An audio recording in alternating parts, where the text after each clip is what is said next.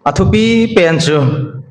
Christian ten idin piu Bible Christian ten ichi piu Bible la isai zo siu hi pansat naw hiding hi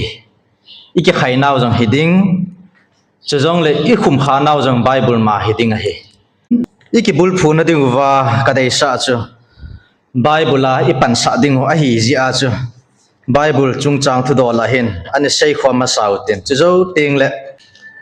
thun luya lagau thing na to dan thun tha lagau thing na to dan lagau thil pi ki pi lo na ho tu khanga lagau thing na to dan thu hil hem le lagau hem ki ti ho Bible la lagau thu pun dan ho ipizia thu hil hema ithal hut kha jiu ham thu hil hemu a kuna ki vending dan ti choya thu gula hlang pin ani ve khom mutin hi chima sanga chun pathin I hodanu hi alhang thonin alhang pi in vanuya hin min pathin a hodan chom che eima umna le eima ki gyal ha na dung zuya pathin ki ho chi a hi hichila hin haptakhat sunga hin nisagi a umin nisagi sunga gam josia pathin aki hodan ho hi alhang thon khat ani sei khom masalew hen kanumin alhang pia hin habdakhat sunga hin nisagi a umin mi abang khat chun hoilai ni khu pen hi nigup sunga e mana ike to wa ni khat pen hi pathin ho na dinga ike la da wa he ni khu a buina ding a umpun nisagi sunga hin nigup sunga e mana ike to win ani khat ne hi pathin ho na dinga iman o he wanui le sit alhang pi khat beute monday ni hi Greece gama cheng ho hin haptakhat sunga pathin ho na dinga kila Greece gammi hon nigup sung hi amana ke to wa monday ni hi pathin ho na dinga kila do he hitabanga cha Tuesday ni hi Paris gama cheng nigup sunga mana ke to wa Tuesday ni hi Paris gama cheng hon pathin ho na dinga ni khat kila do chu he abana chun Wednesday hi alhang pi in Egypt gama cheng hon haptakhat sunga nigup amana ke to wa ni khat hi amo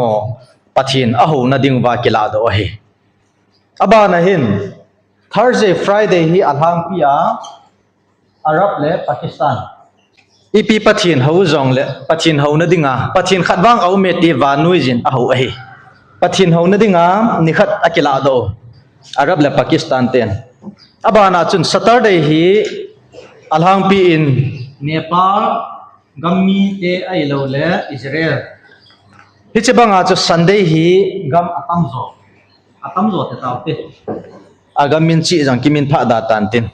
haptakhat sunga hi ni sagi awmin ni khat hi eima pathin ho na dinga he kikila do chi ti hi sumil pu hitin ni khu chung chang le pathin ho dan chung changa hi buina aw ma jong le haptakhat sunga hin nigup eima na akiketo in ni khat hi pathin ho na dinga kikit man do hi mi abang khanin pathin ho na dinga ni khat akila do long chu ni thum zo ji lo ni thum ma sanga amana ke to kit loi jong kit hi chu ai tabang ki da lo hen tunia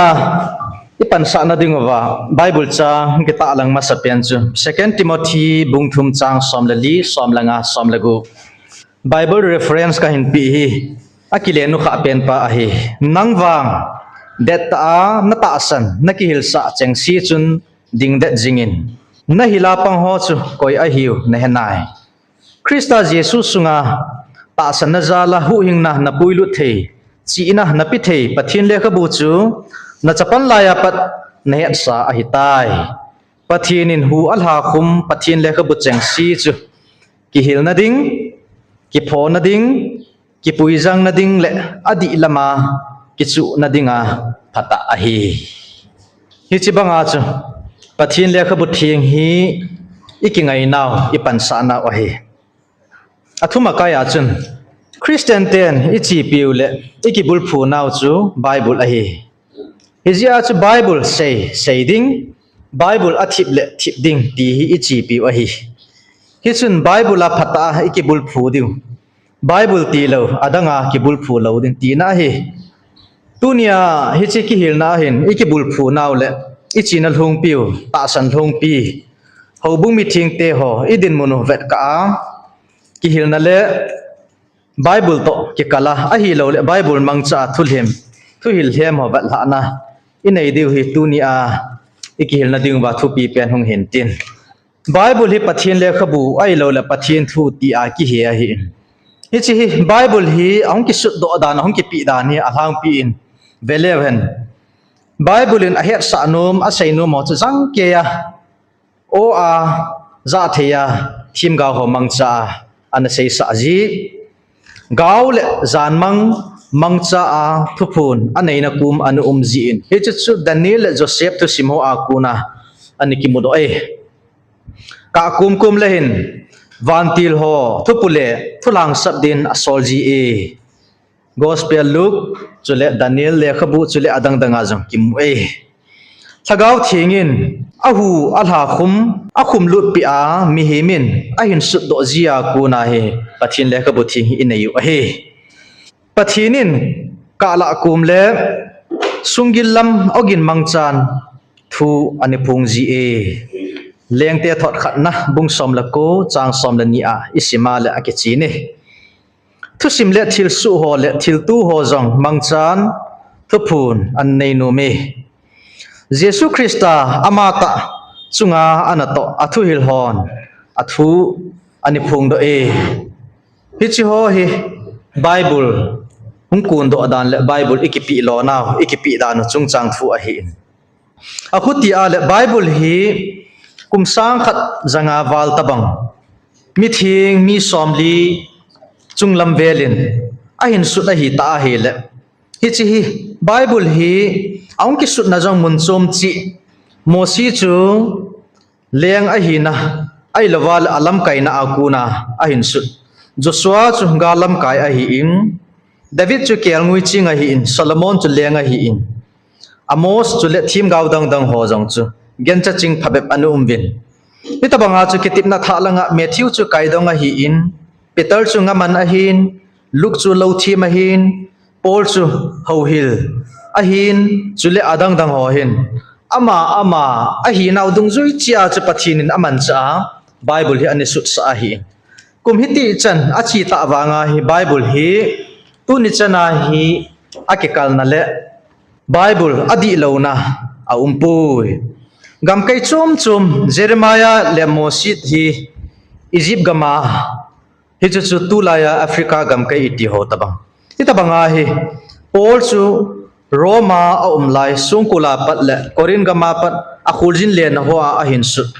itabang ho a hi Asia gam kai kim vella David chun ala sim namun Palestine le Israel thinglang gam sung a umlaya asut Solomon chu lengin pi sunga asut John in Patmos tui kulpanga ichu Asia gam kai sungma a hi in Elijah atan chan geya thupun Revelation a hin sutna ichu chu Bible ki sutna jong himun chom chi gam kai chom chi apha jong a chom chi asun ho jong mi chom chi a hi wangin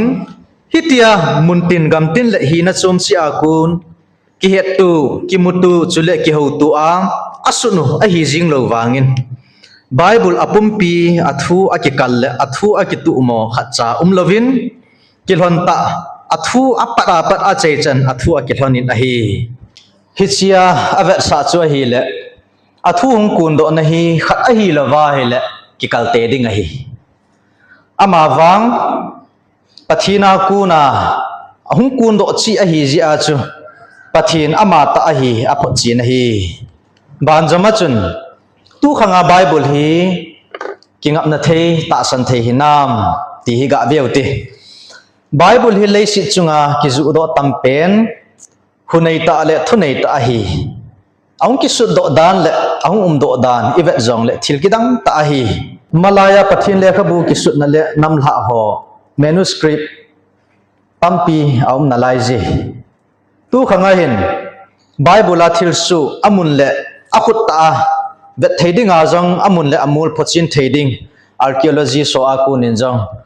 aki hedo theji Bible hi lekhabu tamta ki gom khom azuwa in sei bangwa aki mutu khalo aki hatu khalo ahi wanga tu chana bible ama le ama aki kalna aumpui ti chu in sei ju ahi in ai la tu khanga hi bible hi man cha the ahi na lai dem bible la mim khat chon le khanding dan a sei ho hi tu khang chanin man thei chule akhang to ki tu a man moding ima aumpui akhang to ki tu moding jong ima aumpui bible phata simjinga hin khu ki khia tu khangai jinga jong akimujing na lai ji tu khang technology khang hai lo la modern age iti khang jinga jong hin mihim he na khang the jong le mihim he nan chi na pi thei pun bible hin koi ka hi ep ji ang ping ka him hoi lai mun ka thun ding ham ti lam ei hil thei ji itabanga chu bible hi ning thing se da hi dan abana chun kata lang ki din bible hi mihim ten ahet diwa pha christian in khu manding dan hobunga ding asia pha he khan ding dan abon cha ei phun do pi su a hitan bible hi ning hing se a hitai a hin ipi hile a phun do lo pathin le ka bu thing in a sei do lo ho chu thugu ai lo le ti chu mystery ti a ki he ho bible a ki mo lo thugu ho hi vangam ilhun ti kichi tan ti hizia chu christian khat chun pathin le khabu bible athip teng le ei ho jong ithip jiu dim angai ji bible in a sei na i sei diu bible in a khungai ngai na i khungai diu bible din na idin diu bible in adin pi lo chi idin pi lo diu ti he hitabanga chun hobung sunga thilni ahung kha le hobunga thilni ahum kha le hobung mia din lungbuina asu do sa jin a hi hi chun kibung khanna a in su loi chalding a hi thilni asu do teng le khat pen chu adi lo hiding adi lo chu ikil sot wa ipam sot no le hobung chu pathin thu hil adi a kuna gamla a ta sanna pul hawa diu a hi thilni ahum teng le kibung khanna le kilung tu lo na hobung jing hilowa in sungki ka azong asu do sajia krista zui sanga amanu ama pa zui zo a ki ngai sang ki zuinum zo na lungel mi main aumji e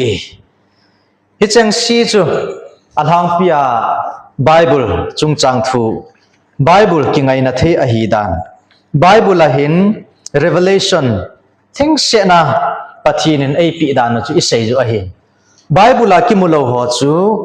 mystery kiti a hi in mystery kiti chu thugu a ki share jangkia ki mu theilo te ka na a thim gaw hon thilmu animu ho bang ba chu thim gaw khanin thim gaw a hi lo le thim pu khunung ding thu a sei ji ho khu tu ni chan ge a hi adi lo ima nai lo ilaila a hin ei ho context in sei le han mula dingin lang galanga ipina mu am ale chan namu pha na thei chan mu sang la dingin lang vele chun muni mu thu muli amu nga na chan jang namu mai thi ai namin aban pha na thei chan namu ding a hi nawe chu ale chan nawe pha ding a hi namu wa nga akala mu la mu ki ka ai ipi umam thingphung ai lawa la song tui zu leva ipi mam ti chu na het lo ding ai ama wang kitchen kamu ena ti chu di ding ai di ding ake ka la hi namu lo lai thil tam pi na lai ai e chi ja chu thim gaw thil ho bible la thim gaw hon thil mu a thu na se ho hi bible an thim gaw tam pi au min a se yo hi a chom chi a hi wanga ke kal khat cham lo iti pau chu thim gaw lin hon sao ta ding amu a thim gaw ne hon ti chu aka la amuna ga jong hi mai the a context aka la thil su ho hi a sei ji o hi hi chi hi tu ni a hin idin mu no to aga lang pe amul imu wanga aka lai pi umam ti i het lo bang wa chu i het jo siu hi acham ki mo nge ketile i sei hil diu a hi aji chi mi him he na la sam ji ai bible in a sei lo a thip na lai ho aki sei ho zo si chu idin pi jang ke hen aki sei lo ho hi bangam ilhun te ngole chamki ma he diu ai ti chu tunia hi khum khanu mo hi ban jama chun อันนี้เวกเกตโดยตินทุลุนลุยาทะกาวทิงนาโตดานทุลุนลุยาทะกาวทิงนาโตดานอะฮีเลปะทีนินอะทีมกาวโหฮิหันลังอะทีมปูโหฮิหันจุเลอะเลียงโหฮิจงเลอะตัมโซฮิอะจุงวาปันซาอะฮิจิอะปันซานาวจูอะสุงวาอะเจียงดันจีปูนะฮีอามันนูมอจูอะทะกาวาอะปุยหุยเลจีอาอะบอลซานูมอจูอะบอลซาจีอานาโตอะกิใจติงอะฮีโลจงเลอะทุปีงายาอันนี้โลเลอะดาลาจีอะฮีปะทินทะกาวเจียงดันโลอะฮีทุลุนลุยามีมขัดสุงหินปะทินทะกาวอันนี้เจียงดันปูฮิจิอาจูละซิมปานอันนี้ซิมอิสาจิวทะกาวปุยเลอะกานุไลซุนโออนุมเงจีกิปานะจิงโบติลาโคกิติบนะลุยคอนเท็กซ์หินปะทินทะกาวินอดาหะจีติงเลมีหิมฮิลัมไบจีอาฮิจิอลัมไบติงเลกิถอยนาบอลจีบฮิจิกิถอยนาจุนอะจอนซินอะไงดัมจีจอนซินอะบอลกิติงเลกิถอยนาง่ายกิจีไอฮิจิจูกิติบนะลุยาปะทินทะกาวินมีหิมเตจุงานาอันโตดานอะฮีทุลุนทะอาตาสนอจุงาทะกาวทิงนาโตดานทุลุนลุยาจูปะทินทะกาวจูอะตาสนอจุงาอลุดจงเลอะเจียงดันปูนอะโปดอกิเทจินอะดาลาจิงเทจินอะฮีหินละตูทุลุนทะพะวางหินทะกาวทิงฮีมิจอนสีลุงเฮียปิงทะโฮสุงะขัดเวอลุดเทกัลสีเลโปดอกิตตะละวังเจียงดันจีอะฮีตายปะทีนินอะตะสนอฮีเจียนนะอะเอเนจูอะฮีตายไบเบิลจังกิปีจูอันนี้เวียวตินฮิจิบานจามาจุนบานุยปุ่มปินอลีนอันเนวินเอเฮดจอนบุงทุมจังสอมลกุบจังคูใส่เทจินอาอมินปะเทนินวานุยฮิบังอาไงลุดเฮนอติคูเลยสิจุงามเจียงเจ้าสีอาหูอวายอลีนอันเนียวมีบะมีกาโลอังไงลุดนักบังจีเอ็นอามาวังคอนดิชันขัดอปีจู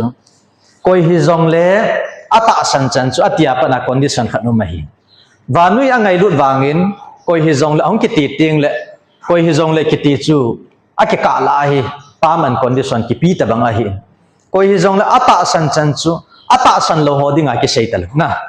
อาตาสันจันจู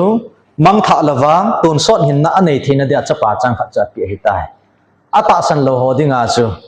ฮิจจูจังไทยโลกิปิโลตีนะเฮอาตาสันหอดิงกิตีนะเฮอามาวังจุนฮิจาจุนอินไซลุจัดมือวินอาบานอันนี้เวียวตินถ้าเกาทิ้งทิลปีฮิจัดนินอากิวามขันเทจีพัดจอมขัดนาดิงจุด temporary จุเลอาดันดิงอากิปีถ้าเกาทิลปีหอ permanent พัดจอมขัดนาดิงอากิปีหอถ้าเกาทิลปีฮิจจู apostle ฮีนะ apostleshipเกาทุเสดอเทนะทิลปี prophecy บอลโมกิดังหอบอลเทนะเลมิสุดัมนะ miracles เป่าจุมจุมทอเทนะ diverse of tongues เป่าจุมหอเลดอทิปนะ interpreter ชุดเลอดังดังจงตั้มปีอะไบเบิลอากิมูเอดันดิง permanent เดียกิปีถ้าเกาทิลปีหอจูถ้าเกาหอเฮดคันเทนะ discerning spiritsฮิจิฮิทะกาวพละอาหินฮิจิทะกาวพาลอาหินจิทะกาวพละอาหินฮิจิอดีเอ็นจิอดีเลินติเฮดขันทีมนะตีนะเฮทิลปีพลนะทิลปี gift of giving มิติลเขานะทิลปีทัชามิขุตูทีมนะไว้ปุทีมนะตาสนามทิลปีทุหิลทิปนะทุเสยไอโลเลทุมอทุเสยพงเลนะทิลปีไอ้ละว่าจงเลพาสเตอร์เกี่ยงวยชิงปีปูจุเลอดังดังไบเบิลเห็นถ้าเขาทิ้งทิลปีตั้มปีเอามินะเฮถ้าเขาทิ้งทิลปีฮีจัดนี้อินเสียจูขัดฮีจอมขัดปอดดอจีดาราจีเฮจะจูเอาดันโลกิติมนัลุยาดานอันนี้กิปีตาบังไอไบเบิลปุ่มปีฮีอบอนใจวันนั้นดานกิปีฮิจินีอาเทขันเทฮี moral law จุเล immoral law เชื่อเทขันดิ่งอาจูอิสราเอลเตดิ่งอาเป็ดเป็นอาจุยดีว่าอันนี้กิปีดานพัดไม่อาเป็ดเป็นอาโมดิ่งบัวกิปีอันนี้นะอาจุน immoral law ki ti chu dan lei si khang ki chei chan gi mi him pen izui diu ki pi dan ki dei hi chu khe khan thim na dinga chu te ka na ka hin sei hin tin hi ta banga hi thagau thing thilpi ki pi lo na hi akhat na a chun pa pathin lo pi na dinga ani na a chun ikiloi khom naw pathin in sung i chen khom naw i naw hobung khan to sa na dinga pathin in thagau thing thilpi ho hi ai pi o hi tu khanga thagau thing na to dan hi itabang bang umam tu khanga hin thagau thing hin tu khang jinga jang ana to anga lo dan bible sunga muntam pin ei hilun a hi a hin la ana to dan le puidan wang za chum zamin achi na hi masang lai jin bible ki kim lo bible ki kima ana nei nai lo jang anu nai lo ji in pathinin ka kom le gavin a hopin ka kom le zanmang thupun ti hon ani ki musin aka kom le vantil za chom ho ani mang chajin a hi a hin la tu khangin wang bible akim sialtan a hin na thu i khunun i choi thei tawin thildanga kinema nga jing thei i tapu ve pakai ama ta in thagau thu seilam lamanga chule habbe ho chu gi sana bible ma anei jin a hi pakai jesu christa a hi na nasata asu min si le hilchat veina a umin a hi bible thu hil jing jong hi su chat ve habbe a hi lo le la do in tu khanga hin a umin a hi tu khanga hin hu ing na lampi jinga jang lampi iki hil chat ve naw a umi pathin le athu ki vai hop sa sangin mihim geida mihim lunggel mihim thiltu mihim philosophy lunggel ngai tu ho chule adang dang te ho zo hi tu khangai mi te ho hin angai sang zo on hi chu di zo ham ti a chi pi naw aum jin a hi tu hil hem ho le thim gau hem ki ti hi ti he do theiding ham pathina kun thilki dang bol theina nei ho chun a hin khu wa a het the a hi ya sub point ki pi ho hi chom cha chan athu lang lo ni hin sei jing ka ting pathina kun a hi ji in akinew sa ove pathina kun ho chun pathin phat chum na di a hol win ama phat chum na di a hol pu ve pathin hat na le thil ki dang bol ho chu sumla pa ya cho ding ago ji ve thuil he mo le thagau them ki ti ho chi ti ke do thei ding ham e cha chu in sei na law point ho chu hi pathin tha na chu sum kol ve na na nei ji ve bible pathin thu to akitu lo abui pi lova mi ho lung dei jin thu a sei ji ve chule ama ki su bible to ki bangin amang nom ji ve bible aman cha jing wangun bible thu hil chu ching thei ta in mi pi ata san thina divin a hei kon na jivin thu di jing a sei jun thu ta sei pu ve satan thila hon jang pathin jesu mina na to ding thil kidang damna hona chule min thanna ato nu ma hi pathin mina mi tampi a hin thepla jing ding a hin alai ji bible reference jang kapin hiji chun ngai ta te ho thagau tapo ta san hun tia bible la isun pa hi ani sumil po hiti ichila a hin tham khat ga be lap nu mu chu satan hin ahi lawal agilo pa lucifer hin leisi chunga hi adi lo phat chin ding su chin ding himongam a het sa hi jong hinam di mongam ti ho hi idan hu na pa na ani pan sa jing a hi te ka na adam le ev chu pai tai va na he le adam chu satanin a the lo hi ev zo a the me ti chu bible la kim o he aji chu adam hi pathinin amata wana kuna avantil te to ong keu lim khom wa ei holim le melbang in mihim simu hitet resolution alha wa asim chu adam hi chu adam zo wa chu ev ki sim hi adam akuna pathinin ana gu he tha asima hi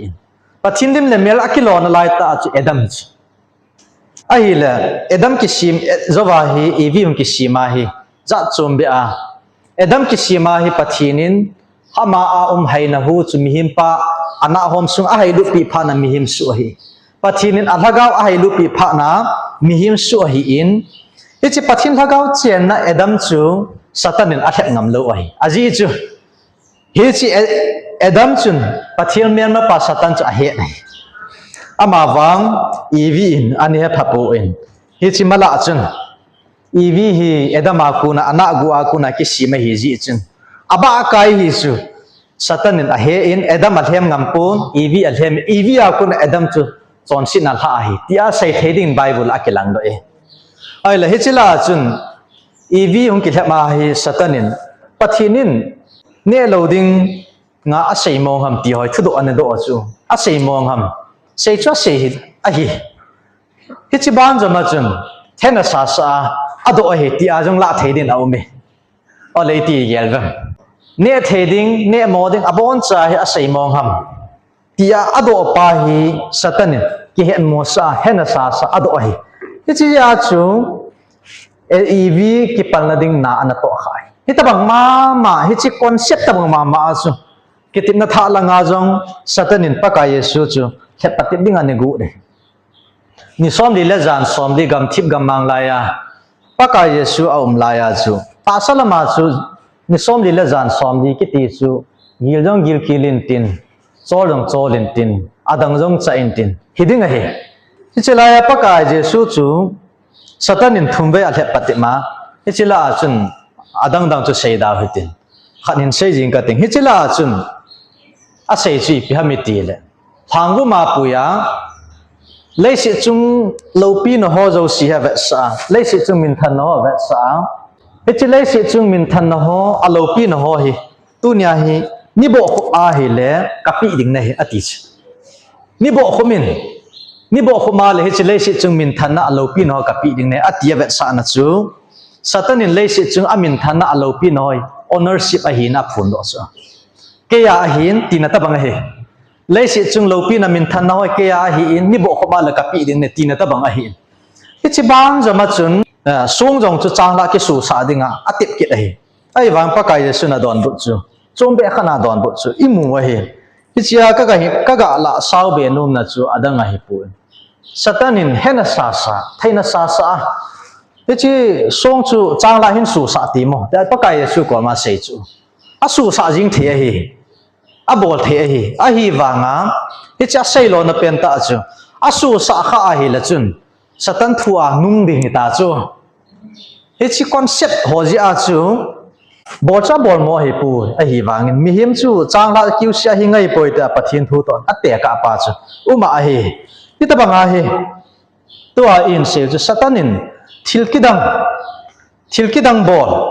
damna dinga ama holding ama chi hawa la kidame idam mo ting le ilung thada hi pe min than na ding itabang mo chu ato nu ma hi he chu azo lam ting li ke holim naw jang hung jaw tan tin bible a pathin lagaw thupun dol chom chan pha chom chakhat nin an ve khom kinote pathinin asu thim gaw ho koma akila a thu a phun ding ting le ama changsi a koma akila in thu phun a bor jin mi pila pathinin thu a phu ngai poi pathinin ama a ku na ke pa na thu pha hi han lang man tha na ding le go na thu hi zong le van til le mi him hobo amang chan thu a sejin thil a bor jin satan thil ha ki ti chu amang changai poi abana chun pathin mi sunga lu din thu a phu ngai poi mosi le pathinin ni som li sung a kyau lim thonin asunga alut poi mi sunga lut ki ti chu thilha a hi thim gaw lekha bu zo si le scholar lekha bu zo si commentary yo si sima hel itip na lu ya pathinin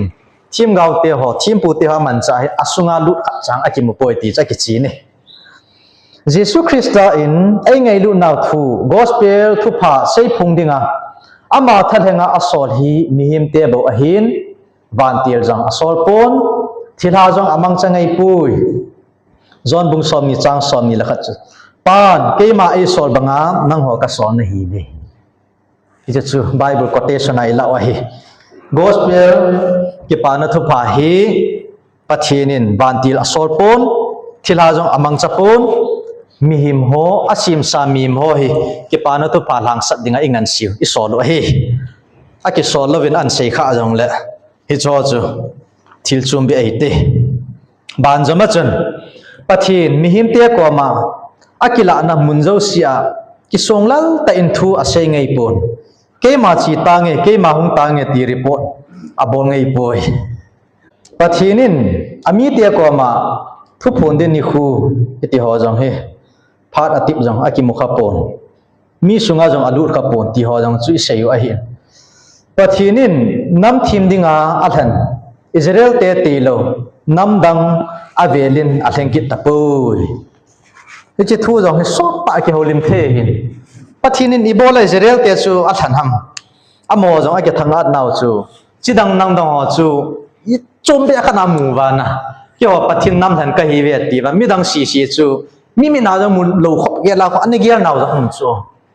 a hi wa nga pathinin chidang nam dang ho jong chu abang kum le a Persia leng pa ho Babylon leng pa ho bang chu pathin a hin tun do zia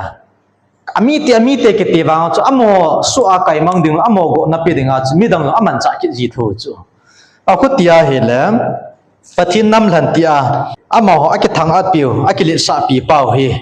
pathin in alhan naw pi pen hi a he chit lo tiung le pathin go na pi ji tia la the he a purpose le a reason chu Israel ten ake tu chawa a he thei tiung le bo pathin lunga tu wang pathin nam hlana akoy hi ama ho ki hoi thosa amo ki lit sa ama ho lit la leng amo lo pinan nei tiung le pathin mi khu nu ya koi ji a he ti chu he ban joma chun epizia thu hil hema I tha lu kha jiu ham bible thu hil sanga e ma thil tu zo ke ta san bible thu hil chu mu'a ta san sangin mulawa ta san anun nom zoi ti hi a hin mi him te mulawa ta san sangin mu'a ta san zo a ke tu da zo ji min khulanga chi o anam si ti jong le ki chi num na be ke si chin tin ka te nam sit ave ha ti ting lo ki hero ba chu min chi hin anam si ti ta bang chu hi ilungu ta jong ta thoi bible isim ha samji uwang bible thuil hetna ha samji jong hin ti midang pathin thuil a kingai na lai itam ji u a hi chi hi kin jong supplement ka ha bol nu min bible la ichen au mong e ai ti mong e ti sanga he midang thuila ku na hi ikingai zo ji wa hi ilam bai ji wai neula ya thanin se ing ka te to na ta bangin neula pute paten pathin thu an se ji le ai je chung ki ching da na a se tabang chat ki bai hat system a hung ki se son ji ho atama tam ji ai te ka na mosi na tingol chu a hin ki choi ji tui pi san chu a je ba hel tui pi a ki ting tan tai ki dis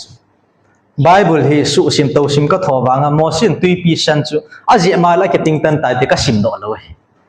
ai chu mi seina ku na in chi pi o hin tui pi chu iti ki tin tan hami ti a mosin ating gola chu a je le ki ting tan helavin banlam sanga atingol chu alap sanga pathin athang ba ja kiting tan hi bo chu ai ti ho bang chi mi se so nam ki se ya hang santa pulpit chinga mosin tui pi san chu azje kiting tan e ti chu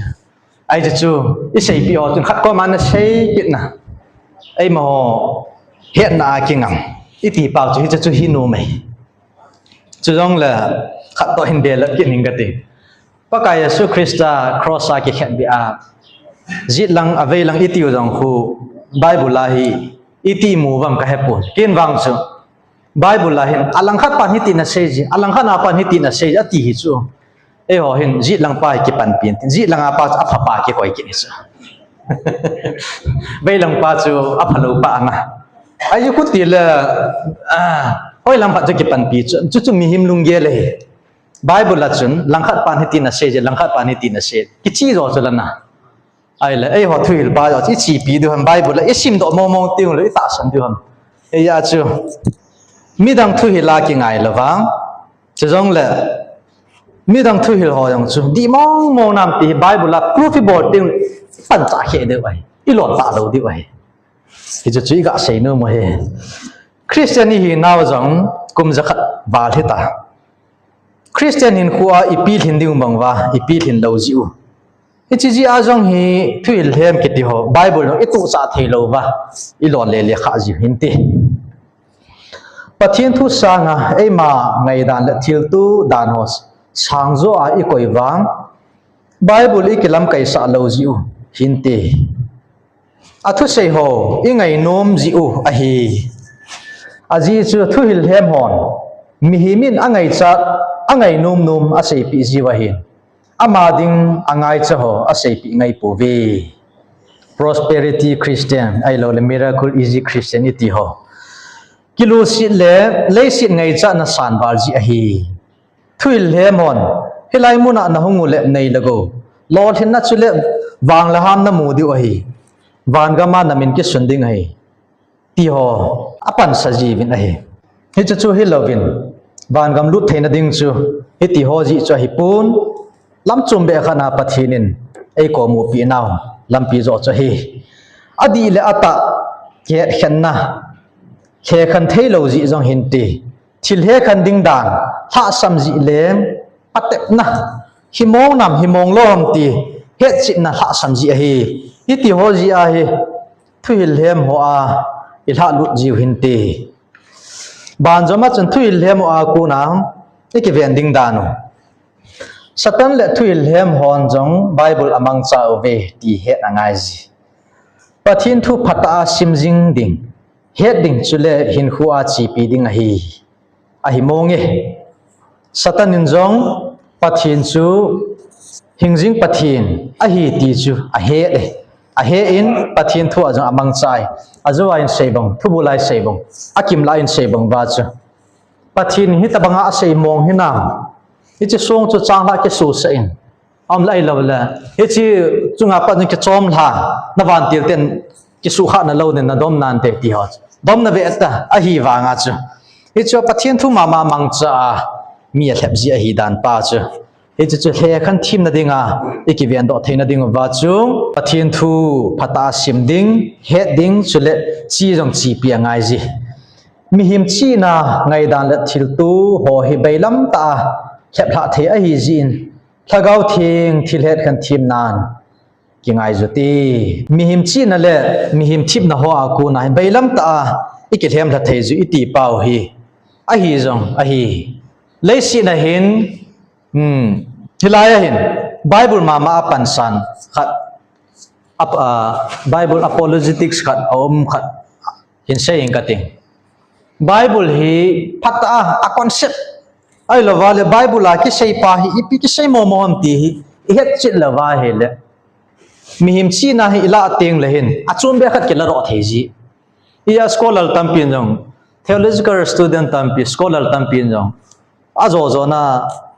pathin om poi ti loi jong dalo atheist ki ti ho na aha khul be sia ta san na ki ngam ding hi chi chia ki ngam ding ho chu ai lo wa he la chom chuma khul be sia ji wa ai lo be khat ki khul do wa ma tha jong dalo ai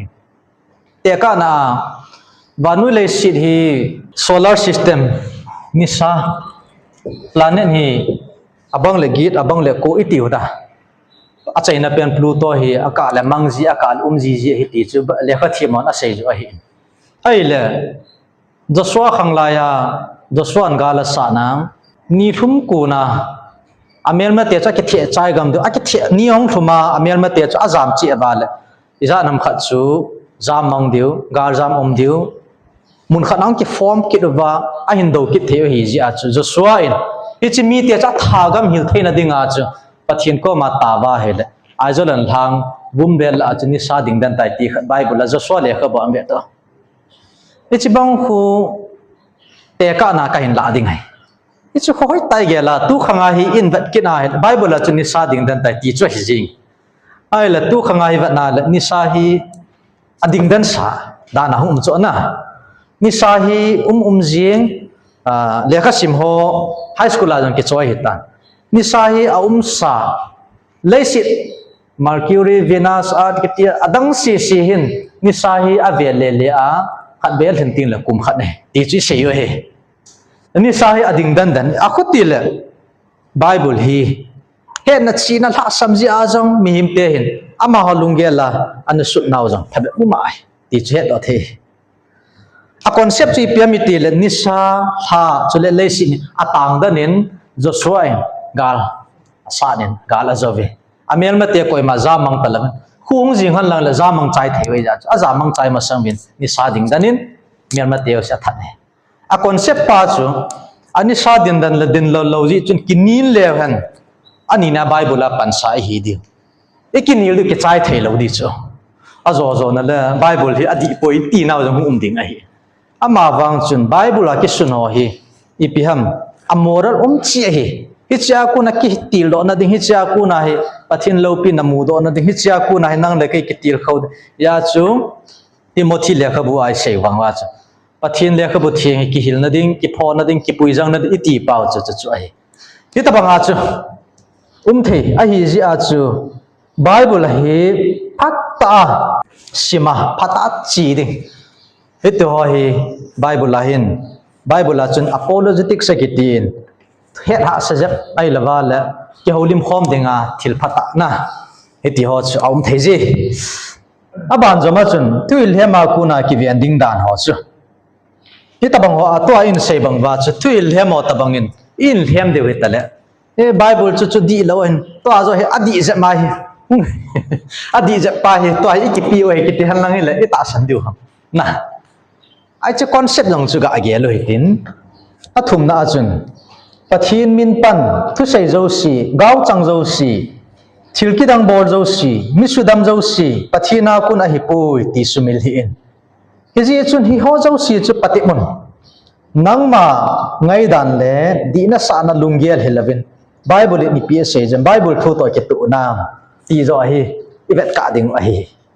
bible hi limlang tabanga limlang khu imai a hoi lo na ikivet ting le kikimu do a kikiziem hi a hoi lai amang amir si hoi lai limlanga ming si lai kivet ting le ikimu da ikisim hoi thei banga kha bible chu thil su ho to hin kitu hinam ti bible to hin ibet ka ji ji angai ji ti hi he a thil su jing ai lo le tu lai thil din mona huinun dan pa jong hi khata hi hi chiung su ma sanga jong lam chum bia ta sana ku na ilon le thein ru thilung su jong uma chu phat khat la ya ai la vai la nat la san hung pung ai lo la ipiam adar ka chung chang thu te bang ipi piam kam ti no hi khat ve ting la hin inu jiu hi chu hi chi hui pi banga thilung kinu ji ho kun akinu chana ion le ita sana cha da lo hi jing lo di ha bible lai ki bul phu naw jong chi het chit lo jiu jong hi mei thi iking ngap na ta wa chi sun la jiu jong hi mei thi na ya chu bible thu to hi ki tu nam bible ni psa jam ti hi vet ka patip ji angai ji di thuil hem ho angai lam hi han abet tho lam hi han ipi lam hi jong le ngai nom vet nom mi hip thei ta hi aji chu ama ho hi adi lo ki hal a hi jiu a hi bible thu hil di ta akhang ihung hil naw chunga jung kho un abana chun pathin thu ta ki seina ki hil na ho khom na ho in ho a pata in ki khom jing te chule ho bung mi pi to pathin ho khom jing te khutia la chun ta salama jong thagaw lama jong ikivian do theiding a hi thilhet khen thim theina ding in pathin hinga china thumin taw jingute aban jama chun wanui le sit huinun dan te ho hi thata iwat le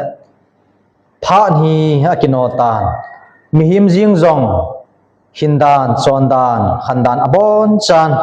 thilaman hi jong le akino tan tu lai khang de hi pula pa te tho ke sei sa han lang hele golhan laya thi ki te ho hi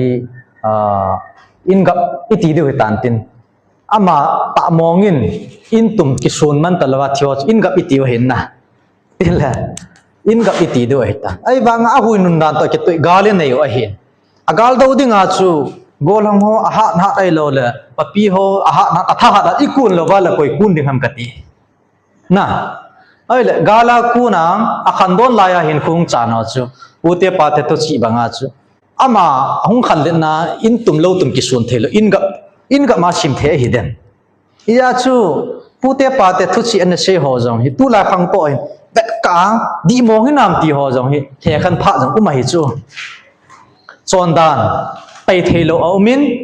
dal ha ding au mi pute pa te khanga pathin an ta san dan ho an je chan dan ho di bo bang chu thil tam pi ma ai la tu lai ho to in bet ka ding hi hi chi banga chu tu lai a hui nun to ki ta thil su ho jong hi bible to hin bet ka ding hi ni ta banga hi ji a chu tu lai a hin athupi pe na ikhum khanum mo 2 Timothy sungai sei bang ba chu satan hi chingta lungthim them ta a hi dan pa hi in sei jo hi in Adam le ev ki thep tha ding a jong edan hu na Genesis bung thuma chu pathin thil sim la do thu pen gul he this achalak pen gul he this e chi do thu pen cha achalak pen chu satan in a hin man cha ai a hotel achalak pen gul sanga ama chalak zo tin he chu ama do thu zo tin he chu ev thep tha ding a pathin thil sim la do thu pen chalak pen gul man cha hin agul sanga ama chalak zo ai tia sei the hi ya chu satan hi lungthim them ta hiti ho ji a chu Matthew bung se gi chang som ni la ni la hon pakai Yesu na hin sei ding ha pakai namina mi ko mang ki sei ding ho thila ka no da bol mo ki dang ka bol hello ham ati diu ai wanga pakai jin ke man na ho khe papu an ti ding ho he e chu ho chu chala ta ata sano a hi mo pathin mina ki bol mo hi bo chu a hin ti ding ai na pathinin am ho chu ka he papu a hin ti na pha num ding ai ti chu bible la jang au me hi chu hi in hi chi ban jama chun khat te ka o hitin tu lai egam sungu hot ling jing taw na thodol in pan o hitin taw na ki ti hi za chom chum um hi college kom line ko za pu khanin ka kyau lim khom na ding ba thil khat an le lu na ti ho ikini sau khat um chu apathin ki ho ba apathin to ki cheng khom ta apathin lagaw jang isunga cheng ta pathin ki umpi na kitita pathin ai umpe kitita ai la pathin chu gam la tam da na pakai ta ki taw akwa ma kyum ba anangoi hi sa ma ti chu ai lo wala pathin chu ki nei ta pakai chu ki nei ta ipo la taw ngai ding taw ngai pui ti khat ani na cha pathin chu gam la ta me ti ikini sa win ka ki chai the hi win taw na ki ti hi chi chom chom mai kitim na lui mi ho an taw dan chi pya mi ti ala alung thim wa pathin lim le me le akela sa wa an taw ji oi pakai ka chi le ka wa le na nei umpin lang David la bol na chan kyang wi ching nei ching je pakai chu kyang wi chin ai ching pa na pakai chu a chin ne do sia ching dinga sei chu a ko te le pakai chu akyang li ma hin sim chu metaphors na chu bible la metaphors ke ti a hin alim su agung dan ki sim hai pa na chun pakai jin muntin jo siwanui le sit a hin ve ne til alim ami hung ki umsa cha mai hung ki umsa cha na le aba na chun pakai ki taw teng le nei kai hui jin aka la chun taw thi mo na tha beng nu an nei op pha ti lo yang mai cha taw thi mo chun na abang chun na khot phang kom tom sunga ta la mi sau cho puti le pakai chun a khut agung na ni in sim ki taw cho ai ta banga lungge la he imaginary a he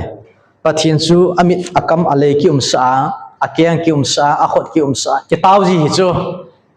ai pi chu hi jong le na khat nang taw na dan le mi dang khat taw nang ki bang lo me the chu hi chi lim su dan abang chun nai cha pi ding an se me the abang chun ba nui le sin hop len ta na ki taw me the chi a hoi chi hi jong le pathin to ikinai na thei dinga pathin to iki hui job na tan na lo de taw theina iti ki taw dong na kho he taw dan ki bang lo ai ama wang chun kitip na luya mi ho taw dan hi ipiti tawa me ti ala kitip na lui mi ti ho hen pathin Israel cha te chun pathin lo pi na phun do ai sun ting le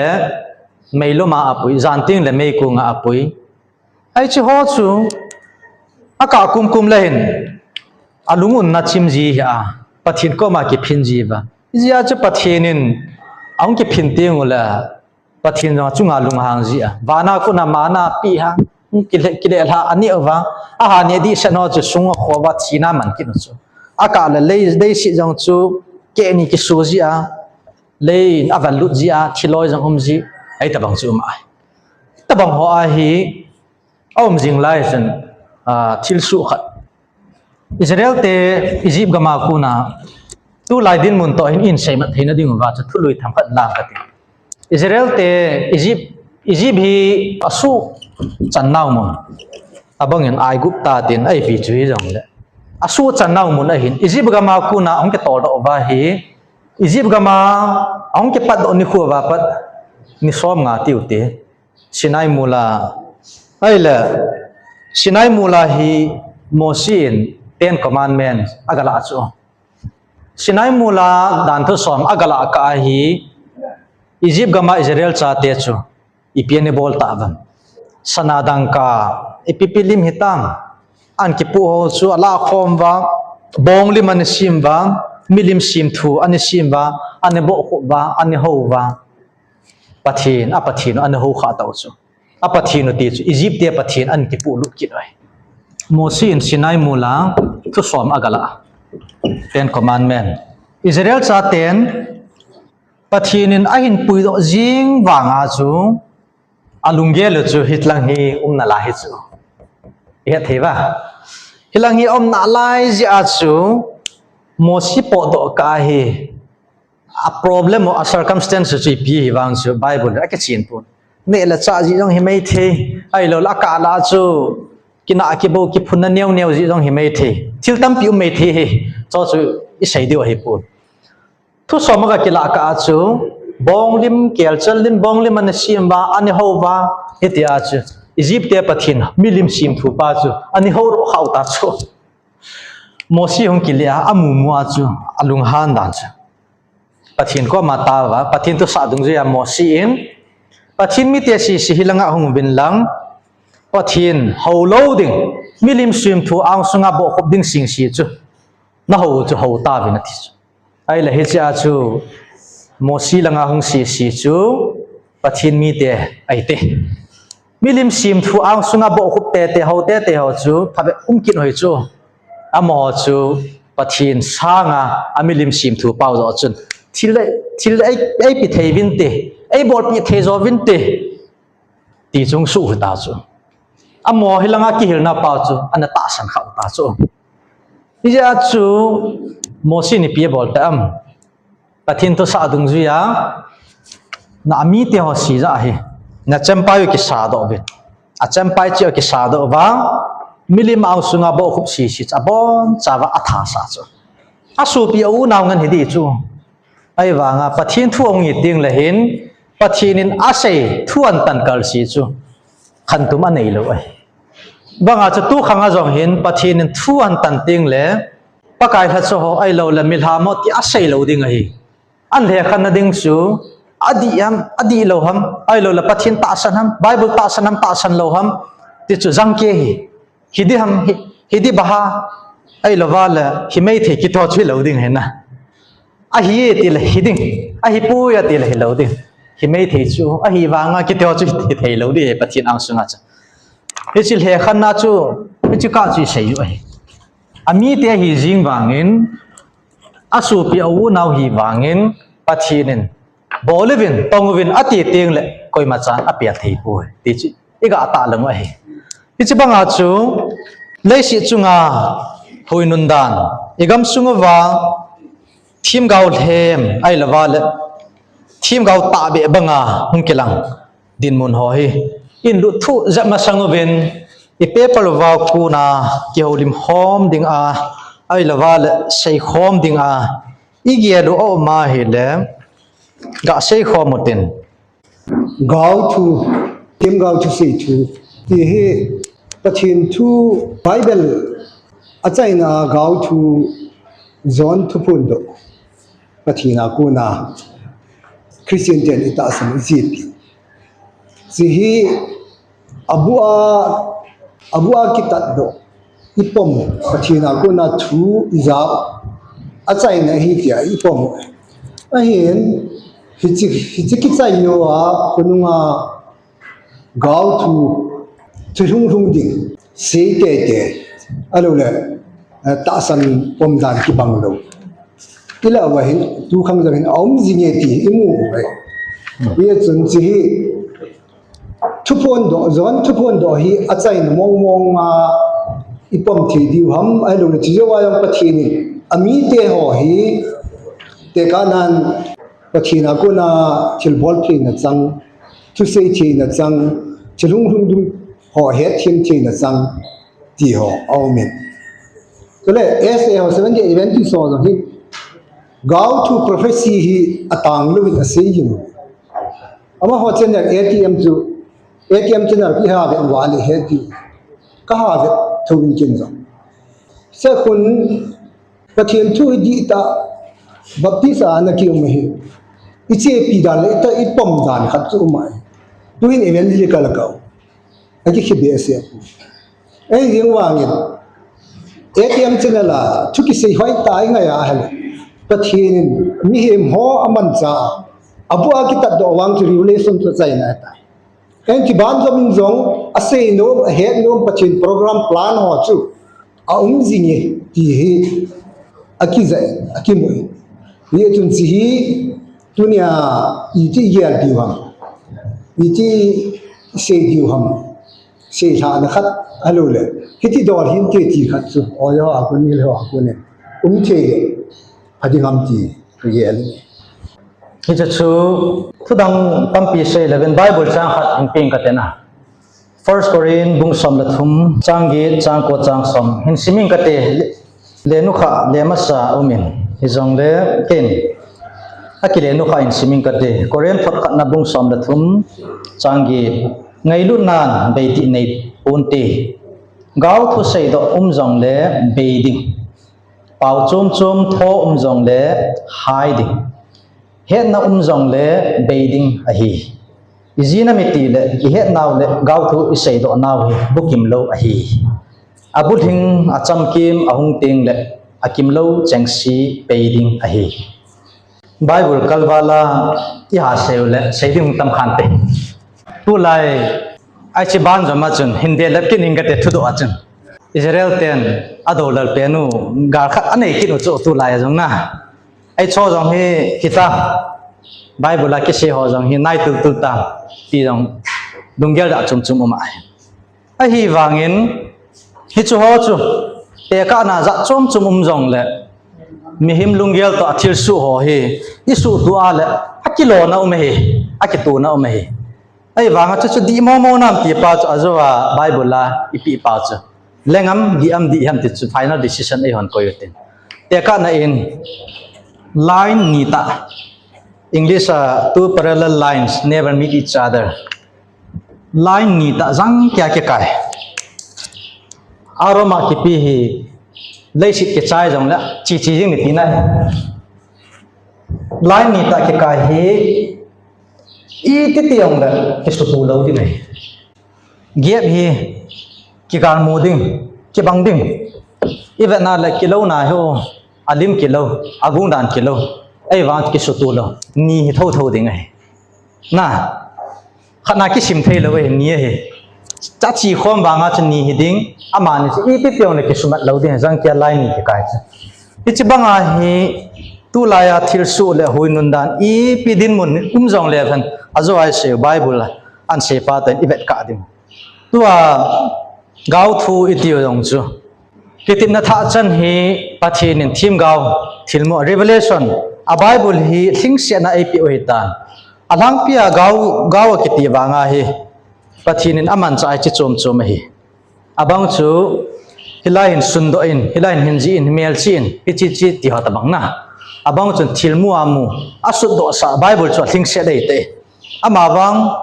tu laya thil su ho hi iwa na he le akitu lo na ding pa chu a bible ma hi pan sa ding a hi ai le to anu kha pe nan inki sei pa chu gau pa hi tu laya jong relevant am ti hi chona chu chu jing lo ham question chu tu laya jong relevant am tu laya pathin thil pi za chum hi thagau thing thil pi za chum hi tu laya hi thagau thing thil pi hi azowa paper presentation na in bol hong wa chu dan ni a the khan dan loi chu jong le dan lo chi chum ma hi ja chu abang chu thu sei thim na abang chu mi su dam thim na abang chu chum ma hin ama wang chu gau iti ting la gau thu pon hi bible la inei pau hi athing se dei te acham kim nai lo awa wang chu bible in asai bang a chu acham kim abul hing ahong teng le akim lo chang si jong acham kim ahong teng le bei su ding a hi lai hin gau sai do jong beiding pau chum tho jong hiding het na jong beiding aji chu I het naw le I gau sai do ho hi chu ho a hi bukim lo a hi I bible jong hi leisina idam lai sung wa ding ai ki pi o hin I bible jong hi bukim nai lo chamkim nai lo a hi ang chamkim ding chu pakai pathian ama ta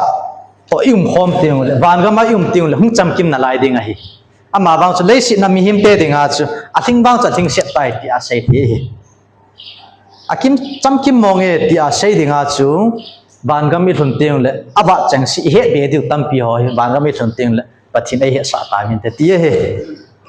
hit banga chu taw na in sei bang wa chu taw na jong chu za chom mi a taw dan za chom chu pathin to kinai na the aman cha thil ama dinga relevant hi kitim na lui banga thim gau ho banga pathinin ami te ko ma hichi sei pio ti ho chu talo hi chu si sei ti chu talo hi aji chu pathin ama ta ko ma tiung le hung cham kim su ding hi